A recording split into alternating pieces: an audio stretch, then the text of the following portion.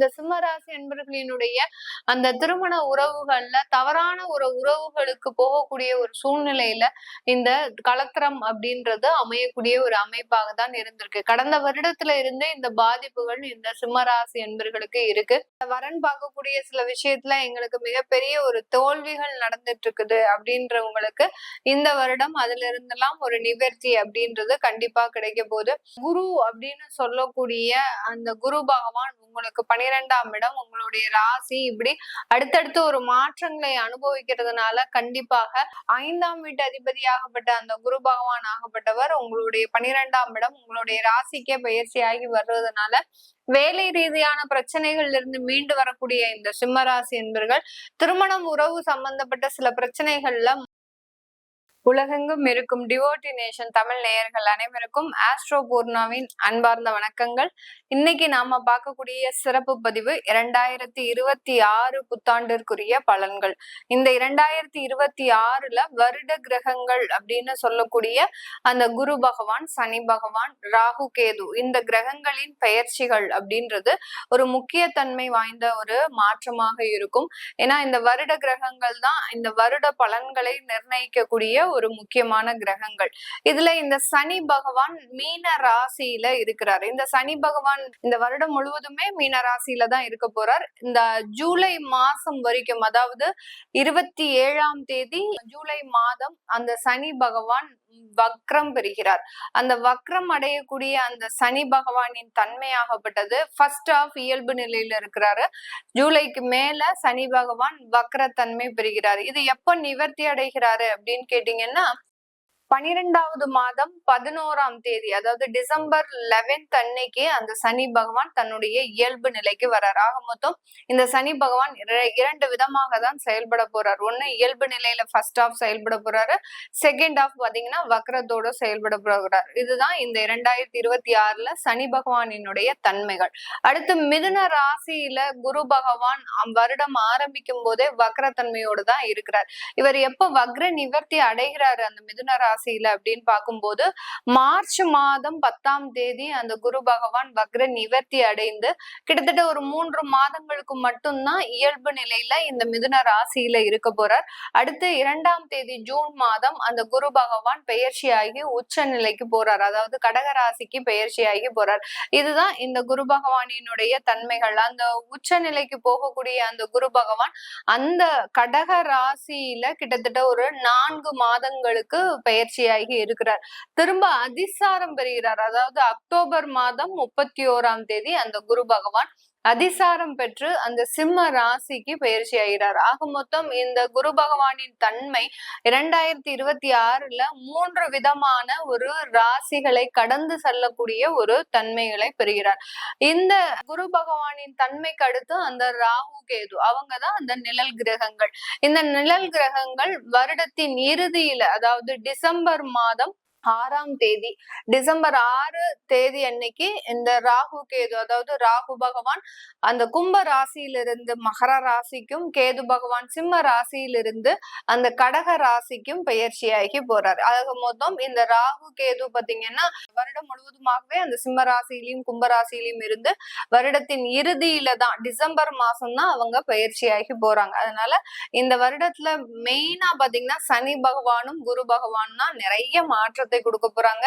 ராகு கேது அதே தன்மையிலே இருந்து வருடத்தின் இறுதியில தான் மாற்றம் கொடுக்க போறாங்க. அதனால இது என்னென்ன ராசி என்பர்களுக்கு எந்த விதமான ஒரு பலன்களை கொடுக்க போகுது அப்படின்றத இந்த பதிவுல நம்ம தெளிவா பார்க்கலாம். இந்த சேனலை முதன்முறையா பாக்குறீங்க அப்படின்னா சப்ஸ்கிரைப் பண்ணிக்கோங்க, பெல் பட்டன்ல ஆல் ஆப்ஷன் சூஸ் பண்ணிக்கோங்க. சிம்ம ராசி என்பர்கள் இந்த 2026ல ஒரு நல்ல ஒரு மாற்றங்களை அனுபவிக்கக்கூடிய ஒரு நேரம். அது கொஞ்சம் ஸ்லோவா வர்றதுக்கு உண்டான ஒரு நேரம். ஏன்னா உங்களுடைய அஷ்டம சனி அப்படின்றது இந்த வருடம் முழுமையாக செயல்படக்கூடிய ஒரு நேரம். அதுலயும் ஃபர்ஸ்ட் ஆஃப் கொஞ்சம் ஹெவியா இருக்கும், செகண்ட் ஆஃப் சனி வக்ரத்தன்மையோடு பெறுறதுனால ஆஃப்டர் ஜூலை பாத்தீங்கன்னா சனி வக்ரத்தன்மை அடையிறதுனால அந்த அஷ்டம சனியின் பாதிப்பு அப்படின்றது பெரிய அளவுக்கு தொந்தரவுகளை கொடுக்காது. செகண்ட் ஆஃப்ல டிசம்பர் மாசம் அந்த கேது பகவானும் உங்களுடைய ராசியிலிருந்து விலகி செல்றதுனால பெரிய மனக்குழப்பத்திலிருந்து வெளியில வரக்குண்டான ஒரு நேரமாக தான் இந்த சிம்ம ராசி என்பர்களுக்கு இருக்கும். இந்த சிம்ம ராசி என்பர்கள் பெரிய அளவுல பாதிக்கப்பட்ட இடம் கடந்த வருடத்துல அப்படின்னு பாத்தீங்கன்னா தொழில் ரீதியான பாதிப்புகள்.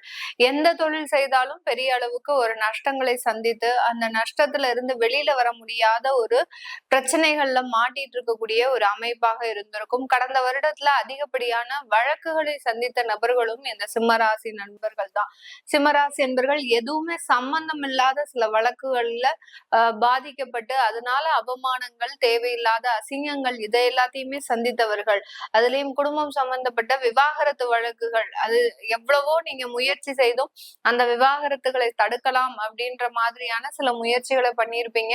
அதுல இருந்தெல்லாம் வெளிவரக்கூடிய ஒரு தருணத்தை தான் இந்த 2026ல இந்த சிம்மராசி என்பர்கள் அனுபவிக்க போறாங்க. நிறைய சிம்மராசி என்பர்கள் எல்லாருக்கும் ஹெல்ப் பண்ணிருப்பீங்க. நிறைய பேருக்கு உங்களால முடிந்த ஒரு உதவிகளை செய்திருப்பீங்க. ஆனால் அந்த உதவிகள்னால சில இடத்துல ஒரு அவமானங்கள், தேவையில்லாத ஒரு அசிங்கங்களையும் அனுபவித்த ஒரு அன்பர்களாக தான் இருப்பீங்க. உங்களால வாழ்ந்தவர்கள் நிறைய பேர் அப்படின்னு சொல்லலாம். ஆனா நீங்க யாருடைய உதவியும் இல்லாமல், யாருடைய ஒரு ஒத்துழைப்பும் இல்லாமல் தனிமரமாக இருந்து சில நிறைய விஷயங்களை செய்து கொண்டிருக்கின்ற ஒரு அன்பர்களாக தான் இருப்பார்கள். இவர்களுக்கு திருமண வாழ்க்கையில இந்த சிம்மராசி என்பர்களுக்கு அதிகப்படியான ஏமாற்றங்களும், அடுத்து பாத்தீங்கன்னா அந்த திருமணத்துல பெரிய அளவுக்கு ஒரு திருப்திகரமான ஒரு சூழ்நிலை இல்லை.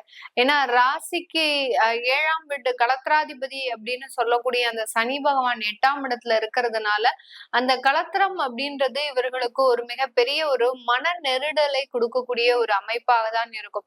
எவ்வளவோ நீங்க சமாதானப்படுத்த முயற்சி பண்ணாலும் அந்த கணவனோ மனைவியோ பாத்தீங்கன்னா உங்களுக்கு ஒத்துழைப்பு தராத ஒரு நபர்களாக தான் இருந்திருப்பாங்க. ஒரு பெரிய அளவுக்கு சாட்டிஸ்பாக்சனான ஒரு விஷயங்கள் இருந்திருக்காது. இந்த சிம்மராசி என்பர்களினுடைய அந்த திருமண உறவுகள்ல தவறான ஒரு உறவுகளுக்கு போகக்கூடிய ஒரு சூழ்நிலையில இந்த களத்திரம் அப்படின்றது அமையக்கூடிய ஒரு அமைப்பாக தான் இருந்திருக்கு. கடந்த வருடத்துல இருந்து இந்த பாதிப்புகள் இந்த சிம்மராசி என்பர்களுக்கு இருக்கு. இது இந்த வருடத்துல ஜூலை மாதத்திற்கு அப்புறம் சீராகக்கூடிய ஒரு சூழ்நிலை. குடும்பத்துல இருக்கக்கூடிய மன நெருக்கடிகள், அடுத்து விவாகரத்து உறவுகள், இது எல்லாமே சீராகக்கூடிய ஒரு நிலைக்கு தான் இந்த சிம்மராசி என்பர்களுக்கு வரப்போகுது. இந்த காலகட்டம் வேலை வாய்ப்பு சம்பந்தப்பட்ட, அதாவது வேலையில நிறைய சிக்கல்கள் இந்த சிம்மராசி என்பர்களுக்கு கடந்த வருடத்திலேயே ஒரு 3-4 வேலையை விட்டுட்டு நீங்க வேலைக்கு போயிருப்பீங்க. அதே சமயத்துல நிறைய வேலைக்காக எதிர்பார்த்து கொண்டிருப்பவர்களும் நிறைய சிம்மராசி என்பர்கள். வேலையே கிடைக்க மாட்டேங்குது மேடம், எங்க போனாலும் எங்களுக்கு வேலையில மிகப்பெரிய ஒரு பிரச்சனைகள் வருது. இது எல்லாமே இந்த சிம்மராசி என்பர்களுக்கு கடந்த வருடத்துல இருந்துதான் இந்த மாதிரியான பிரச்சனைகளே. அதுக்கு முன்னான எல்லாம் பாத்தீங்கன்னா 5 வருஷமாக பாத்தீங்கன்னா மிகப்பெரிய ஒரு நல்ல ஒரு வளர்ச்சியை அடைந்த சிம்மராசி என்பர்கள் 2025ல இருந்து மிகப்பெரிய ஒரு வீழ்ச்சியை அனுபவித்து வந்துட்டு இருக்கிறாங்க. இது இந்த வருடம் ஒரு பாதி அளவு பிரச்சனைகளை தீர்க்கக்கூடிய ஒரு வருடமாக இருக்குமே ஒழிய மிக பாதி அளவு உங்களுக்கு சில தேவையில்லாத நெருக்கடிகளையும் கொடுக்கக்கூடிய ஒரு நேரமாக தான் இருக்க போகுது. இதனால இந்த சிம்மராசி என்பர்கள் நீங்க ஒரு இடம் மாற்றம், வெளியூர் வெளிநாடு மாற்றம் செஞ்சுக்கிறது நல்லது. செஞ்சுக்கிட்டீங்க அப்படின்னா நிறைய ஒரு சேஞ்சஸ் கிடைக்கக்கூடிய ஒரு நேரமாக இருக்கும். இந்த சிம்மராசி என்பர்களுக்கு கடந்த காலத்துல சொத்துக்களை விற்கக்கூடிய ஒரு நேரமாக இருந்திருக்கு. நிறைய சொத்துக்கள் வாங்கி அந்த சொத்துக்களை எல்லாம் வித்து வித்து வித்து வித்து பாத்தீங்கன்னா கடன்களை எல்லாம் அதிகப்படியாக அடைச்சிருப்பீங்க. அப்படி இருந்தும் அந்த கடன்கள் என்னை போட்டு வாட்டி வதைக்குது அப்படின்ற ஒரு சூழ்நிலையில இருந்திருப்பீங்க.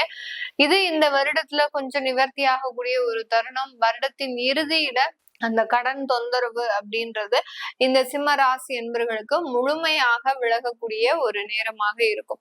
இந்த ராசி என்பர்கள் திருமண உறவுகள், அதாவது திருமண வரன்கள் பார்க்கக்கூடிய சில முயற்சிகள்ல அதிகப்படியாக தோல்வியை அனுபவிச்சிருப்பீங்க. எந்த வரன் பார்த்தாலும் பெரிய அளவுக்கு செட் ஆகல, அந்த வரன் பார்க்கக்கூடிய சில விஷயத்துல எங்களுக்கு மிகப்பெரிய ஒரு தோல்விகள் நடந்துட்டு இருக்குது அப்படின்றவங்களுக்கு இந்த வருடம் அதுல இருந்தெல்லாம் ஒரு நிவர்த்தி அப்படின்றது கண்டிப்பா கிடைக்க போகுது.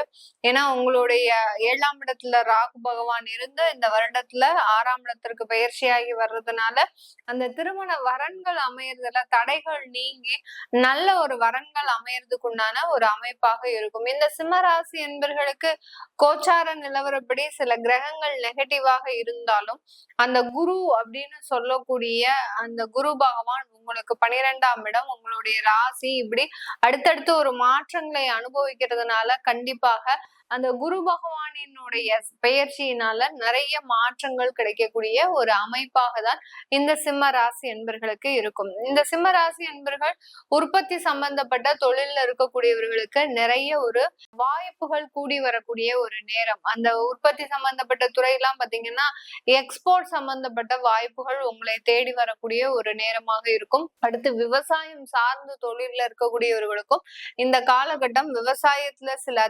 தேவையில்லாத நஷ்டங்கள் ஏற்பட்டாலும் அத வருடத்தின் இறுதியில நீங்க செகண்ட் ஹாஃப்ல பாத்தீங்கன்னா அதை ஈடுகட்டக்கூடிய அளவிற்கு அந்த விளைநிலங்கள்ல இருந்து ஒரு நல்ல ஒரு லாபங்கள் வருவதற்குண்டான ஒரு அமைப்பை இந்த சிம்ம ராசி என்பவர்களுக்கு அதிகப்படியாக இருக்கக்கூடிய ஒரு நேரமாக இருக்கு.